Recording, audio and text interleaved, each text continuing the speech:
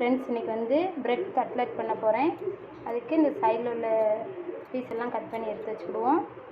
உள்ளே வைக்கிறதுக்கு ஆல்ரெடி கீமா பண்ணியிருக்கேன். இது எப்படி பண்ணணுங்கிறது இதுக்கு முன்னாடி உள்ள வீடியோவில் போட்டிருக்கேன். நாங்கள் எப்படி பண்ணலான்னு பார்ப்போம். இந்த பிரெட்டை வந்து நல்லா இந்த மாதிரி தேய்ச்சிக்கிடுவோம். தேய்ச்சிட்டு கீமா வச்சுக்கலாம்.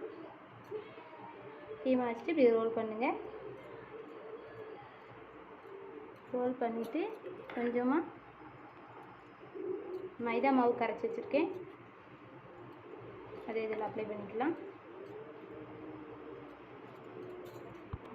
நல்லா ஊற்றியாச்சு. இதை அப்படியே எண்ணெயில் போட்டு பொரிச்சு எடுத்துக்கிடுவோம். உடனே திருப்பி போட்டுருங்க, இல்லைன்னா கரிஞ்சிரும்.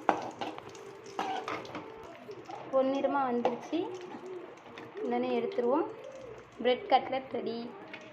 வாங்க சாப்பிடலாம். பாருங்கள், கட்லெட் நல்ல மொறுன்னு வந்திருக்கு. உள்ளே நல்லா சாஃப்டாக இருக்குது. உருளைக்கிழங்கு வச்சு தான் பண்ணியிருக்கோம் கீமா.